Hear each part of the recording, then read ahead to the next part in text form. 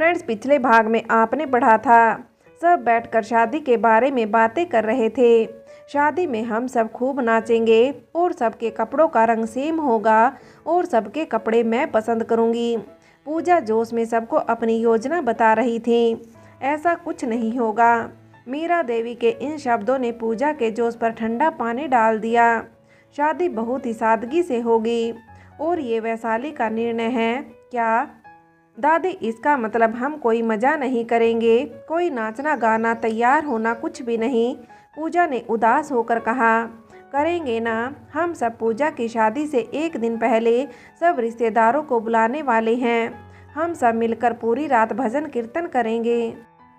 पूजा, जो अब तक अपनी दादी की बात ध्यान से सुन रही थी, भजन कीर्तन का नाम सुनते ही वो उन्हें ऐसे देखने लगी मानो उनकी कही कोई भी बात उसे समझ ही नहीं आई हो। वहीं रवि और सुनील मुंह पर हाथ रखकर अपनी हंसी रोकने का प्रयास कर रहे थे। तभी रवि के हंसी की आवाज़ सुनाई दी तो सब उसे देखने लगे। वो मैं पानी पी कर आता हूँ, सबको अपनी ओर देखता पा बहाना बना वहाँ से चला जाता है और पूजा भी उसके पीछे पीछे चली जाती है। भाई भाई रुको रुको, तो पूजा रवि को आवाज़ देती उसके पीछे जाती है और जब रवि रुक जाता है तो वो इशारे से उससे पूछती है क्या है। रवि पूजा का इशारा समझ नहीं आने पर चिढ़कर उससे पूछता है क्या है। मैं भी यही पूछ रही हूँ, पूजा ने धीमी आवाज़ में कहा। मतलब अब हम भजन करेंगे, वो भी शादी में? शादी में भजन कौन करता है भाई? आपने और सुनील भाई ने भी कुछ नहीं कहा। मुझे क्या पता, वैसे भी शादी वैशाली की, जब वो कुछ नहीं कह रही तो मैं क्या कहूँ? रवि ने पूजा के सवालों से चिढ़कर कहा। लो आ गई वैशाली, अब तुम उसी से पूछ लो। रवि ने वैशाली को देखते ही कहा। मुझसे मुझसे क्या पूछना है आपको? वैशाली जैसे कुछ कहती उसके पहले पूजा पास आकर उसके कंधे पर हाथ रख लेती है। हाँ, इसे क्या कहना, जब इसे तो मतलब बस अपने हर्षित जी के घर जाने से मतलब है, फिर चाहे वो भजन कीर्तन करते हुए जाए या भांगड़ा, है ना वैशाली? मुझे भी यही लगता है और इस गड़बड़ का तो पता हम लगाकर ही रहेंगे। कहते हुए रवि ने पूजा के सामने हाथ बढ़ा दिया। पक्का? पूजा ने भी हाथ मिलाकर सिर झुकाते हुए हाँ कहा। फिर दोनों हंसते हुए वैशाली जहाँ गई थी उस ओर देखने लगे। गौरव का घर, ये मेरे भाई की शादी होने वाली है।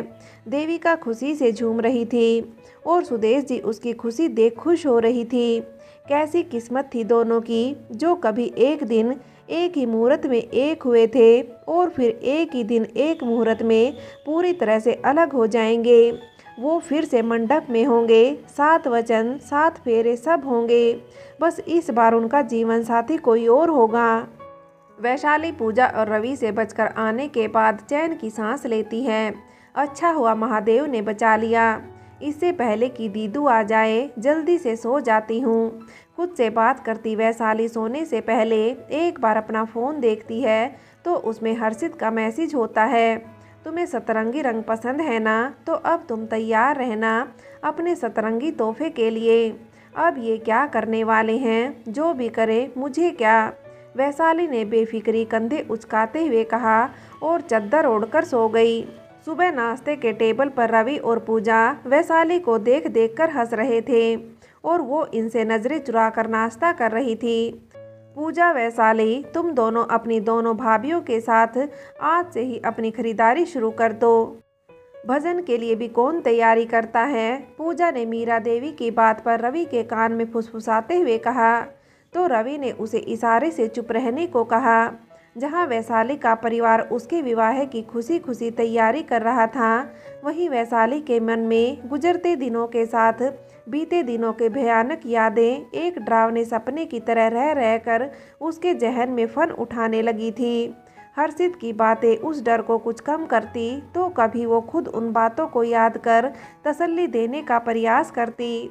जौनपुर, ऋषिता के घर की छत, वहीं कोई और भी थी जिसके मन में आने वाले कल के सपने नहीं, हजारों सवाल थे जिनके जवाब ढूंढने का वो जितना प्रयास करती उतना ही उलझाया करती थी। उसे अपने आने वाले कल में सुखद भविष्य नहीं अपितु विचारों और रिश्तों का महायुद्ध दिखाई दे रहा था। वो इस समय अपने घर की छत पर बैठी डूबते सूरज को देख रही थी। उसमें वो अपना भविष्य तलाश रही थी या आने वाले नए कल की संभावना, ये कहना मुश्किल था। हरे रंग के सूट पर पीला दुपट्टा, जैसे सरसों के खेत का मनमोहक दृश्य हो। काली बड़ी आंखें जिनमें चंचल सपनों से अधिक गंभीरता दिख रही थी। उसने अपने लंबे काले बालों को चोटी में बांध रखा था, फिर भी उसके वो बाल हवा के साथ किसी जिद्दी बच्चे की तरह बार बार उसके चेहरे पर आ ही जाते। वो जितनी बार अपनी उंगलियों से उन्हें अपने कान के पीछे करने का प्रयास करती, वो उतनी ही बार फिर सामने आकर उसके गुलाब से होठों पर बिखर जाते। हाँ, इन सब में उसके कानों में पड़े चांदी के झुमकों के घुंघरू बजकर हवा में एक मधुर संगीत घोल जाते। रिसिता, तू यहाँ क्यों बैठी है? आवाज़ को सुनकर जैसे ही रिसिता ने पीछे देखा तो देखते ही उसके चेहरे पर मुस्कान आ गई। ये उसकी बचपन की सहेली रति थी। अब इस डूबते सूरज को देख शोक मनाने का क्या फ़ायदा? जब मना करना था तब तो किया नहीं। रति ने रिसिता के पास बैठते हुए कहा। तो फिर शुरू हो गई। रिसिता अब भी सामने ही देख रही थी। तो और क्या करूं? तेरे पापा को तो पता नहीं, पर तू कैसे उस अंकल से शादी करने के लिए मान गई? रति के अंकल वाली बात सुनकर रिसिता ने उसे घूर कर देखा। तो कितनी भी आंखें दिखा ले, मैं नहीं डरती तुझसे, रति ने भी जिद्दी शब्दों में कहा। अरे उसकी ये दूसरी शादी है और तेरी पहली, तो हुआ ना तुझसे सीनियर। रति के इस बेसिर पैर की बात पर रिसिता ने अपना सिर पीट लिया, मगर रति कहाँ रुकने वाली थी। उसने रिसिता के कान के पास आ फुसफुसाते हुए कहा, पता है उसकी पहली पत्नी ने तो उसके परिवार के कारण आत्महत्या तक करने की कोशिश की थी। इस बात पर रिसिता अचानक से हंस पड़ी, मानो उसका मजाक उड़ा रही हो। पर जब उसने देखा रति उसके हंसने के कारण आंखें फाड़े उसे देख रही है, तो वो उसके कान के पास जाकर धीरे से बोली, पर क्या तुझे पता है कि मुझे सब पता है, किस तरह शादी के बाद उसे खेत से घर तक के सारे काम कराए गए, यहाँ तक कि उस समय भी उसे आराम नहीं मिला जब वो माँ बनने वाली थी, जिसके कारण उसके बच्चे की मृत्यु हो गई। और फिर भी जब वो नहीं सुधरे तब उसने आत्महत्या की कोशिश की, तो इन लोगों ने उसी को कारण बताओ से छोड़ दिया। सब पता है मुझे, बस तू भूल गई कि हमारी इस टीम में हम 3 दोस्त थे और तीसरी के मामा वही उसी गांव में हैं, तो उसने सारी बातें पहले ही बता दी थी मुझे। तो तुझे क्या पागलपन के दौरे पड़ने लगे जो तू सब कुछ जानकर भी उस अंधे कुएं में कूदने जा रही है? रति ने जिस गुस्से में कहा वो तब शांत हो गया जब उसे रिसिता के चेहरे पर गंभीरता की झलक देखी। तुझे क्या लगता है मैं इतनी पढ़ी लिखी हूँ कि खुद के दम पर बाहर जाकर नौकरी कर सकूँ? रिसिता की इस बात पर रति ने बस सिर हिलाकर इनकार कर दिया। अगर किसी और पर विश्वास कर मैं ये घर छोड़ चली जाऊँ तो क्या भरोसा कल को मेरे साथ कुछ गलत नहीं होगा। कोई या तो नोच लेगा या बेच देगा, और मैं चाहे कितना भी रो लूँ, पापा तो इस शादी से इनकार कभी नहीं करेंगे। तो फिर तू अपनी कुर्बानी दे देगी, रति ने मायूस होकर कहा। तू उस डूबते सूरज को देख, वो मायूस होकर या हार कर नहीं डूब रहा, बल्कि आने वाले कल की तैयारी में डूब रहा है। मैं भी अगर घर छोड़कर चली जाऊं तो या तो कल को लाश बनकर किसी अखबार की खबर में पढ़ी जाऊंगी या किसी कोठे पर गुमनामी का जीवन मिलेगा, क्योंकि ये कोई सीरियल या किताब की कहानी नहीं जहां एक लड़की घर से भागकर अपने दम पर अकेली पढ़ लिख नौकरी पाले। अब इस शादी की बात तो ये क्या ज़रूरी है कि मैं शादी के बाद दुखी होकर जीऊँ? मैं पूरे आत्मसम्मान के साथ भी तो जी सकती हूँ। जब तक वो लोग मेरे साथ अच्छे हैं तब ठीक है, नहीं तो फिर अपने हक के लिए लड़ना और किसी और को उसकी भाषा में जवाब देना भी मुझे अच्छे से आता है। मतलब तू उनसे लड़ाई करेगी? रति ने रिसिता की बातें सुनकर कहा। लड़ाई नहीं, युद्ध, सही और अपने हक के लिए, वो भी तब जब वो उसकी पहल करेंगे। रिसिता ने एक नज़र सूरज को देखा जो अब पूरी तरह डूब गया था, फिर सीधा नीचे उतर गई। रति भी अपना सिर खुजाते हुए उसके पीछे पीछे चली गई। आपको सच में लग रहा है हम कुछ गलत नहीं कर रहे? रिशिता अंतिम सीढ़ी पर थी जब उसे अपनी माँ की डरी सहमी सी आवाज़ सुनाई दी। मतलब एक तो वो पहले से ही शादीशुदा और फिर उसकी पहली पत्नी के साथ उन सब ने जो किया, क्या हमारी बेटी को ऐसे घर में देना सही होगा? अरे मुझे समझ नहीं आता तुम एक ही बात पर क्यों अटकी हो। कहाँ वो सावली और साधारण दिखने वाली लड़की और कहाँ हमारी सुंदर सी बेटी। कोई मुकाबला नहीं है दोनों का। इकलौता लड़का और पैसे वाले लोग हैं। राज करेगी हमारी बेटी उस घर में। अब इस मुद्दे पर इस घर में कोई और बात नहीं होगी। अपने पिता की बात सुनकर रिशिता अपनी माँ के पास रसोई में चली गई, क्योंकि उसे पता था उसकी माँ अपने आंसू रसोई में जाकर ही बहाने वाली है, ताकि उसके पूछने पर धुएं या प्याज का बहाना कर सके। माँ के आंसू ही तो वो कमजोरी थे जिसके कारण रिशिता इस अनचाहे रिश्ते में बंधने जा रही थी। चितौड़, वैशाली का घर। वैशाली कहाँ हो तुम? जल्दी से यहाँ आओ। पूजा ने वैशाली को उनके कमरे से आवाज़ दी। पूजा और काजल दोनों इस समय वैशाली के जरूरी सामान और कपड़ों की पैकिंग कर रहे थे, जो उसके साथ उसके ससुराल जाना था। आपने बुलाया दीदू? वैशाली ने दरवाजे पर खड़े खड़े ही पूछ लिया। अरे तू अब भी वहीं खड़ी है? मेहंदी वाली आ गई है, तुझे मेहंदी भी तो लगानी है और तेरा सामान भी हमने पैकिंग कर लिया। बस तू एक बार देख ले कहीं कुछ रह तो नहीं गया। नहीं, पहले तू मेहंदी लगवा ले, सामान बाद में देख लेना। पूजा हड़बड़ाहट और परेशानी में सवाल भी खुद कर रही थी और जवाब भी खुद दे रही थी। और फिर उसने खुद ही वैशाली के कुछ कहने से पहले ही उसे पलंग पर बैठा भी दिया। मेहंदी का नाम आते ही वैशाली को अपनी और पूजा की शादी के दिन याद आने लगे थे। वो हर अक्षण चलचित्र की तरह उसके आंखों के सामने आने लगे। कितने धूमधाम से हर रस्म पूरी की गई थी। 7 दिनों तक शादी की धूम चली थी, जिसमें हर छोटी से छोटी रस्म को भी बड़े ध्यान से किया गया था। पहले दिन चाक पूजा, गाय के गोबर से कमरे में फर्श को लीपा गया। फिर चावल का छोटा सा ढेर बनाकर उस पर मिट्टी के कलश पर श्रीफल कलश रखकर स्वस्तिक बनाया गया। दीवार पर श्री गणेश की तस्वीर लगाकर चाक पूजा कर विवाह के रस्मों की शुरुआत की गई। फिर एक दिन माता जी पूजन, तो दूसरे दिन हल्दी, मेहंदी, संगीत। सुबह की शुरुआत भी गाने बजाने से होती और रात को सब तब तक बातें करते जब तक आंखों पर नींद हावी नहीं हो जाती। दूर दूर तक के रिश्तेदार भी शादी में अपनी उपस्थिति दर्ज कराने पहले दिन से ही गए थे, इसलिए शाम होते ही हॉल और छत पर गद्दे बिछा दिए जाते थे। शादी के वो दिन जो वैशाली के लिए सबसे यादगार दिन थे, आज उन्हीं दिनों से दूर रहने के लिए वैशाली ने अपने परिवार को सादगी से विवाह करने के लिए कहा था। इन यादों के कारण कब वैशाली की आंखों में आंसू आ गए और वो आंसू की बूंद उसके हथेली पर गिरी, उसे पता भी नहीं चला। अरे दीदी, आपके आंखों से तो आंसू आ रहे हैं। मेहंदी वाले की आवाज़ से वैशाली को अपनी स्थिति का भान हुआ। वहीं पूजा और काजल का ध्यान भी वैशाली पर गया।